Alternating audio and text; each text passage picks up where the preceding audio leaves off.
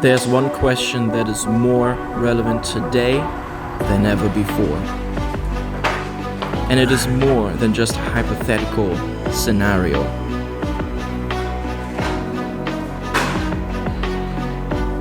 The question is, what would you do if you don't have to worry about money and you only have a little time left? What would you do?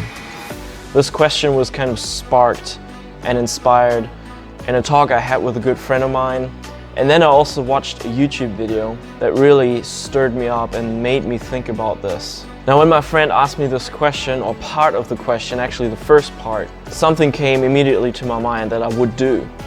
And I'm going to tell you about this at the end of the video. But then I realized I was missing something, and that was not being 100% committed. All right, today I'm installing curtains right there, which I hope they're going to fit. I hope they are long enough, wide enough, and do the job I bought them for.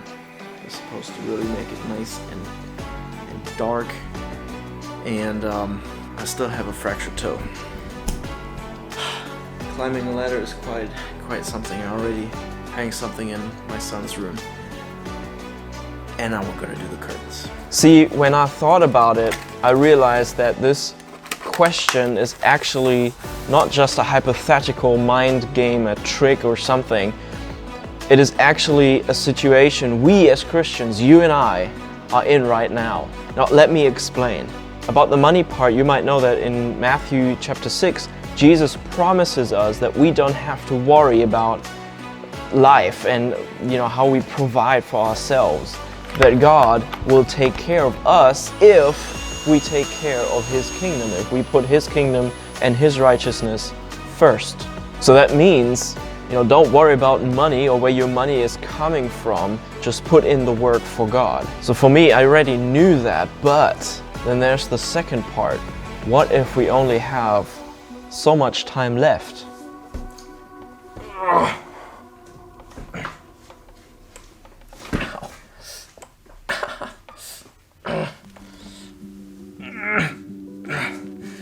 Geez, climbing up here with my toe is a challenge, but it's going. It's all right. That's moving forward.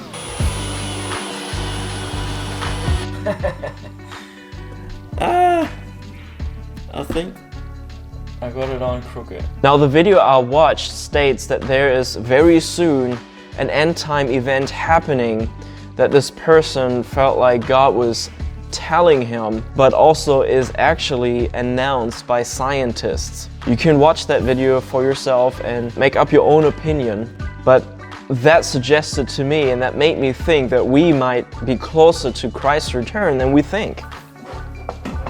Now, it doesn't matter what you believe about the end times, when Jesus is coming back, if you're being raptured before the tribulation, in the middle of the tribulation, or after the tribulation, or whenever. It doesn't matter what you believe about the end times. Because in the end, it means, if this is true, then we have even less time here on earth right now, in the season that we're in right now, to actually be able to build the kingdom. When I thought about it, obviously, God provides, sure, but we also have to do our part. God does His part if and when we do our part. And honestly, this is also what I, answered within myself. If money would not be the issue, if I would have, I don't know, $10 million in my bank account, which I don't, then I wouldn't have to provide and I'm set for the rest of my life, I think I would still do this. Because this is my platform right now. If I would have only 2 or 3 years left of building the kingdom, I probably would do this. For me, that meant that if God has not specifically called me out of my job, or any work, out of my situation right now, I'm gonna just do the best that I can with the skills and gifts that I have in this moment, in this season. So for me, that means that with the time I have, I'm writing as many articles as I can and make as many videos as I can, as best as I can. So that is the reason why I want to step up my video game as well. I bought the curtains to black out the lights. I bought lights to strategically light myself and look better on camera, I hope. To build the kingdom, because this is right now what God has given me that I can do. This is my platform here right now. This is where I can share the word, where I know people are being helped, influenced if you want, where God is using me. I know God is using me. I know you who are watching, I know some of you, even if it's just a small crowd, but that doesn't matter. Don't look on the numbers, even you, when you think about what you can do for God. Don't look at the numbers, look at the quality. I know that some people that watch my videos, I know that relationship that is already formed is a quality relationship, and that those few people are actually receiving what God is releasing through me. And the same is for you. You have your sphere of influence, and I want to encourage you. Answer this question on paper. What would you do if money isn't the issue and if you only have that much time left? What would you do? What can you do right now for God to build the kingdom?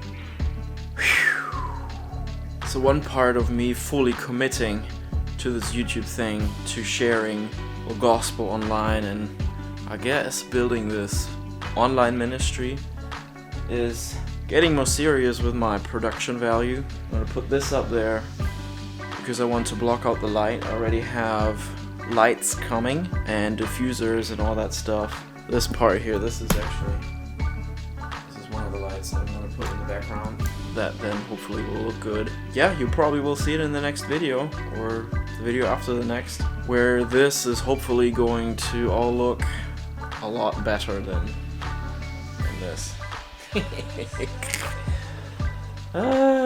was a long day. I didn't only just do this one, I did a lot today.